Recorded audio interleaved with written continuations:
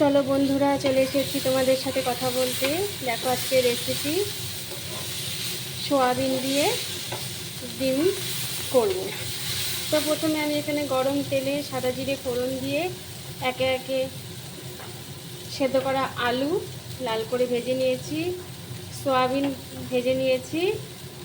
তারপরে এখানে আমি গ্রেট করা লঙ্কা, গ্রেট করা আদা, গ্রেট করা টমেটো, পেঁয়াজ সব কিছু দিয়ে স্বাদ মতো নুন হলুদ দিয়ে ভালো করে এটাকে আমি কষিয়ে নিয়েছি। তার উপরে আমি দিয়েছি দেখো ভেলভেট, লাল ভেলভেট আর ক্যাপসিকাম দিয়েছি। তো এগুলো ভালো করে কষানো হয়ে গেলে আমি এর মধ্যে দিয়ে দিব জিরে গুঁড়ো। আমি এখানে জিরে গুঁড়ো দিয়ে নিলাম। ভালো করে মিক্সড করতে হবে যাতে মশলাটা সমস্ত সবজিতে ঢুকে আসে। জিরে গুঁড়ো দেওয়া হলো। এখন আমি এখানে দিয়ে দিব, এখানে আমি অ্যাড করব এখন মিট মশলার গুঁড়ো,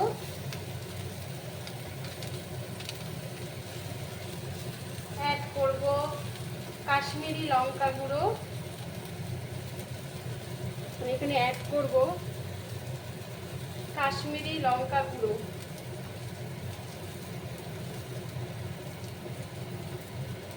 এই অ্যাড করলাম আমি কাশ্মীরি লঙ্কা গুঁড়ো। পর আমি এটাকে ভালো করে মিক্স করে নেব। আর আমি এখানে কাঁচা লঙ্কা চিড়ে দিয়ে নিয়েছি, তোমরা যতটা পরিমাণে ঝাল খাবে অতটাই ঝাল দিবে। আমি কাঁচা লঙ্কা দিয়ে ফেলেছি। আমি এখানে এখন পরিমাণ মতো জল দিব। খুব বেশি জল দিতে হবে না, সামান্য জল দিতে হবে।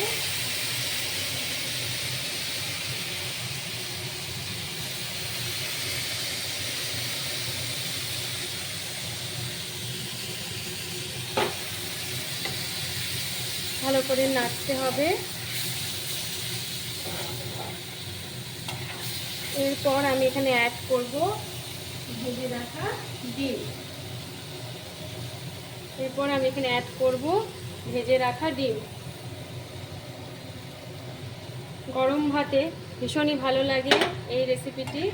তো তোমরাও চটপট করে ফেলো। নামানোর আগে অবশ্যই ঘি গরম মশলা দিয়ে ফেলবে।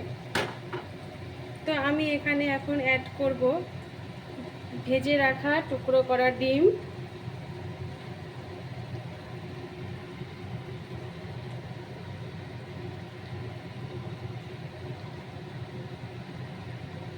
দেখতে পেরেছো বন্ধুরা? এই দেখো টুকরো করে নিয়েছি ডিম ভেজে। সেই ডিমটাকে আমি ছোট ছোট পিস করে নিয়েছি। তারপর এটাকে আমি ঝোলে ছেড়ে দিয়েছি। এবার উল্টে দিতে হবে যাতে সমস্ত মশলাগুলো এর ভেতরে ঢুকতে পারে, ভালোভাবে ঢুকে আসে।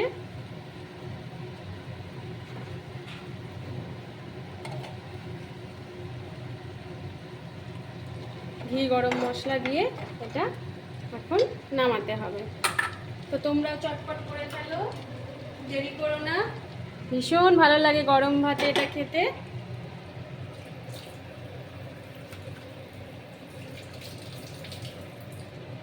তো টাটা বন্ধুরা, তোমরা করে ফেলো এই সয়াবিন দিয়ে ডিম রেসিপিটি।